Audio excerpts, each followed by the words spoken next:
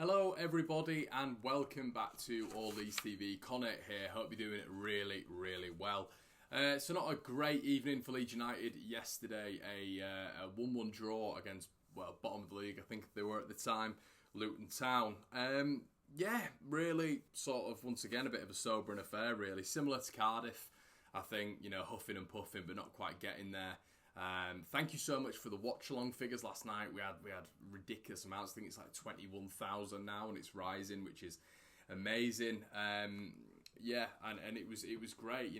Obviously social media afterwards turns into, when I do sometimes find it with football fans when they're frustrated, they're a bit angry at something, they'll just take it out on people on Twitter. And I felt a bit of the full force of that last night. I think I tweeted out when we win against Luton, we will we'll put the pressure on West Brom. And the reason I said that was because I've been trying to be a bit more positive with Leeds. It's something I've been trying to do in my head and trying to see the positives a lot more and enjoying the ride with Bielsa a little bit more. It's just hard when it's been 16, 17 years out the top flight, and it all comes from passion, it all comes from love. But just some of the pelters you get back after they lose, it's like people sit on social media ready for you to lose, ready for Leeds to lose, then they just click that button as soon as it's done, it goes straight to you, people atting you for going out and saying that, and you really can't win. You're either too negative, or you're too positive, or you're too deluded, or you're too naive. You can never win on social media, and this sort of morality that people have, it's unbelievable. If you are on Twitter, you are on social media, and you decide to put your opinions out there, just do it, because that's the platform it is. As long as it's not abusive like some people resort to, then good on you. But yeah, thank you so much for the engagement last night. We really enjoyed it. But yeah, it's not the end of the world. It really isn't. I just don't think we've seen the best of Leeds yet. One loss, one draw, one win, and the form beforehand was. Yeah, it was 5 out of 5, but with the teams that we played, slightly easier. You look at it, what sort of Hull, who with all great respect at the minute, really are a bit of a free coupon to 3 points. You got Hull, you got Huddersfield, you got Middlesbrough in and around there. So there were some decent games in that 5-win running streak. To not concede and to score that many goals, that was brilliant. But maybe it was a little bit of not a false dawn, but coming up against the better teams, would we have not conceded against the Cardiff, the Luton, etc.? Well, evidently not.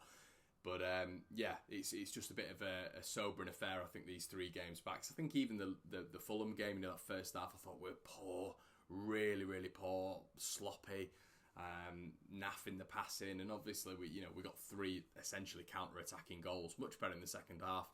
But we'll get on to why that was in a little bit. I still don't think we've seen the best of Leeds since the restart. The likes of Hull, the likes of that Huddersfield game where we were just electric. We've not seen anything to those levels, and you think the fitness levels are definitely up there. But are the water breaks affecting Leeds?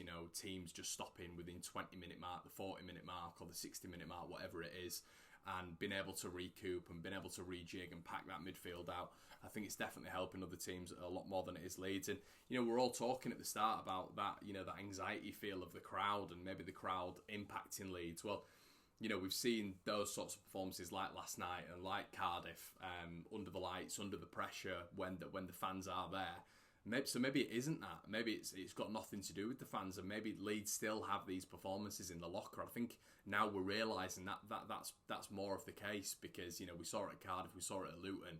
It just seems to be a little bit more about this squad. Do you know what I mean? And maybe the crowd don't have as much of an impact as we've all said.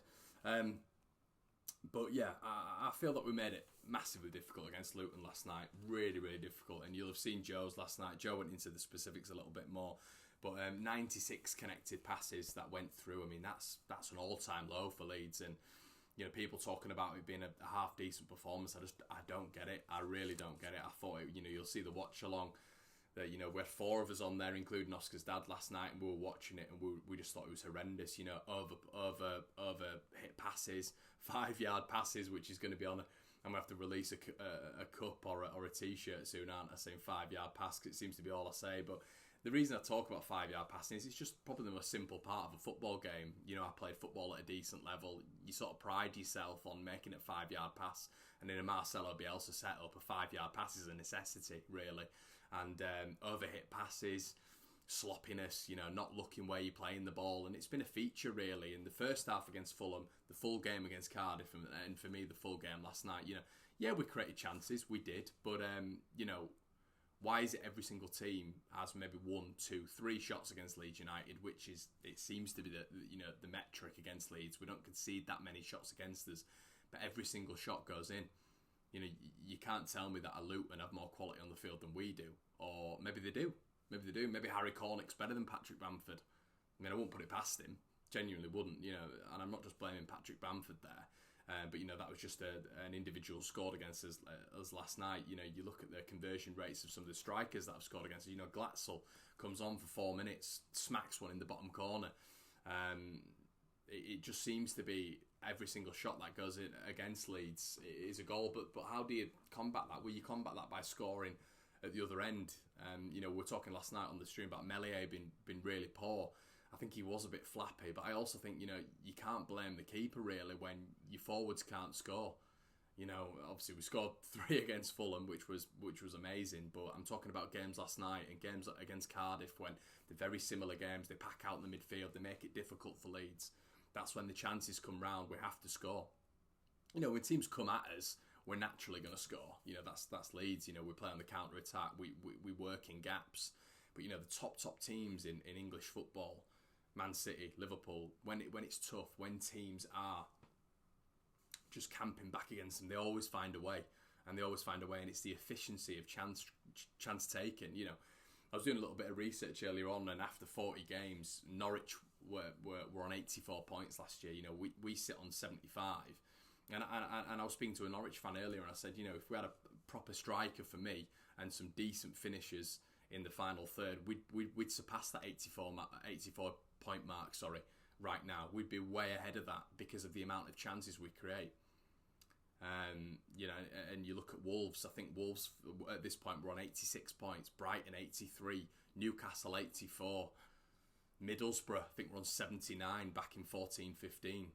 So we're on a lower point total right now because we just cannot convert our chances. We cannot convert our chances, and we're very poor at chance conversion, and that's why it's it's not downbeat, because I'm going to go on some positives in a bit, but that's why I don't fear, but when teams are camping in against Leeds, how do we rectify it? Because it's still the same as last season. Nothing's changed. We're still playing teams that camp in against us, and they make it really difficult because we're just not efficient with our chance creation.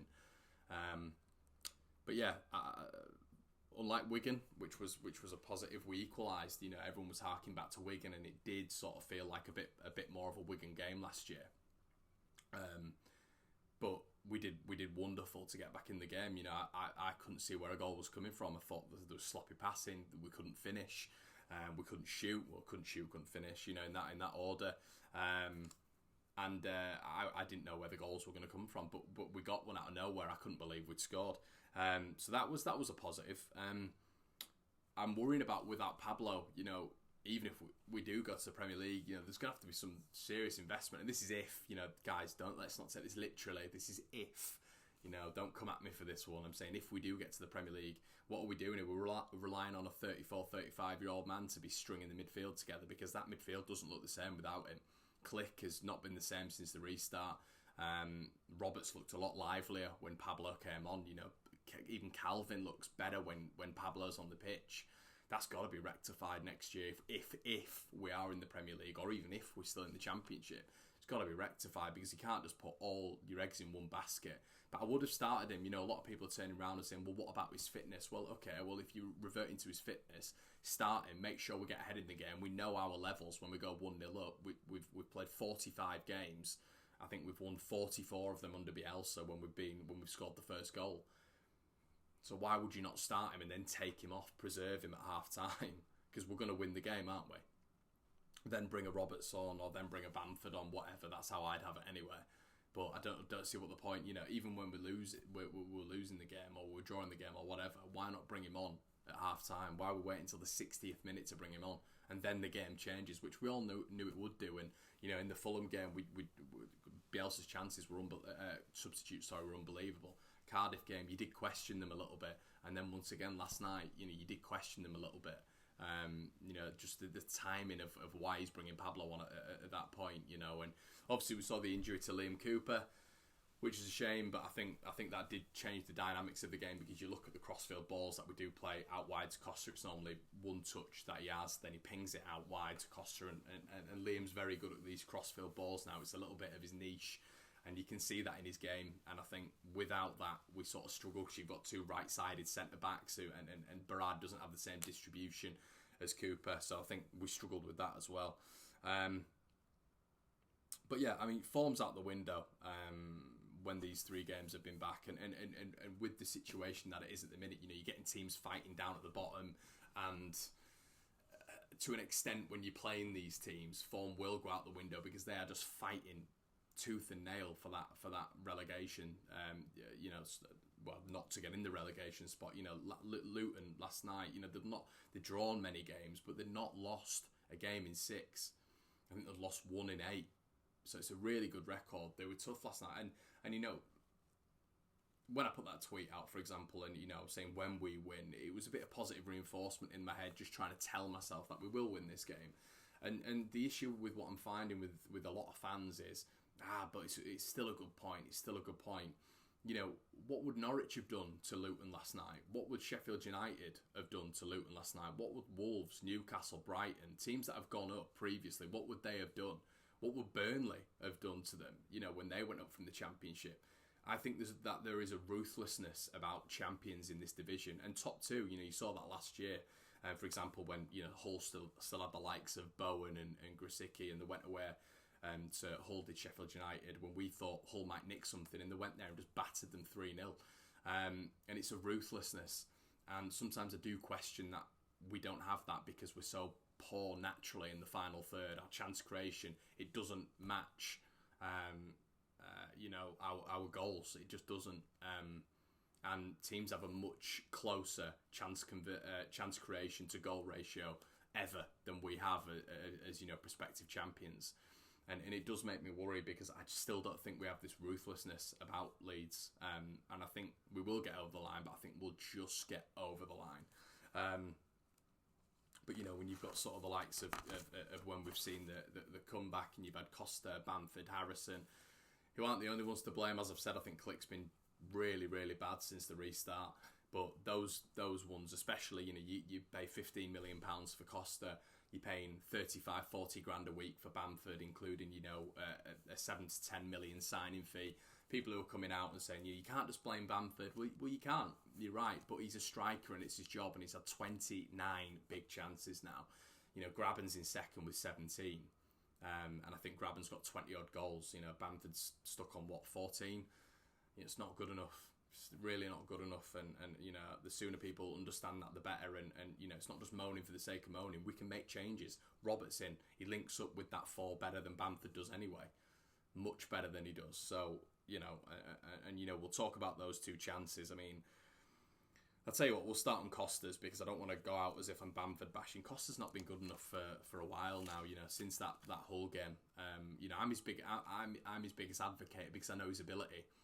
But if you don't transition that on the pitch, then you need sorting out. We paid a big fee for Helder Costa, a big fee. And he's not good enough at the minute. I know he got an assist against Fulham, but what is that? Is that validation? I feel like it's just these minimal things that people turn around and say, oh, well, he got an assist, so that must mean he's worth the validation. At the minute, he's not. You've got players last night. I think it was Potts left back, and no disrespect, but you've got Helder Costa, who's been a Portuguese international, played for Benfica, played for Wolves in the Premier League. Why is he not taking him on? Why do none of our fullbacks take players on? Sometimes we'll have Harrison, or not fullbacks, sorry, wingers. Sometimes Harrison will make a jink, and then Costa will make a jink and cross it in. But you never really see them attack the fullbacks and properly take them on. I think we saw it a couple of times last night, and when we did see that, Leeds got joy. We got in on goal, but they don't do it enough. It's too square. It's too playing the ball backwards, and that's so easy for teams to defend against. Our wingers do not take on fullbacks enough. So we don't risk. So without risk, we don't get reward, and we play static, and we're not dynamic or pragmatic. So that results in Leeds just being very predictable, as we were last night.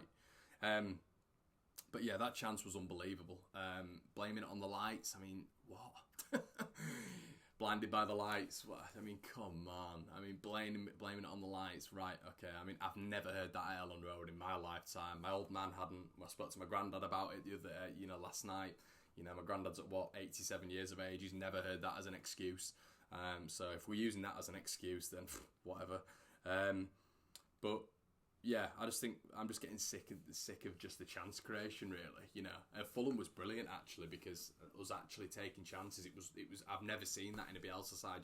Under the cosh for a bit, but then sort of 3 chances we actually took, which was great. But let's not. We've touched on Luton there, and I presume I'm going to be getting pelters now for being negative, but I'm not. I still think we'll do it. But we need to iron out things and let's not sugarcoat everything, which we seem to do as a fan base. It's not, sugarcoating everything's fine, but there's got to be a rectifiable solution to these problems. And if you don't put these solutions out there, people are just going to you're just going to keep hitting the same wall and not break through, which seems to be what Leeds do. I still think Roberts up front is the best way to go. But then people talking about Costa. Yeah, I mean, would you start Poveda?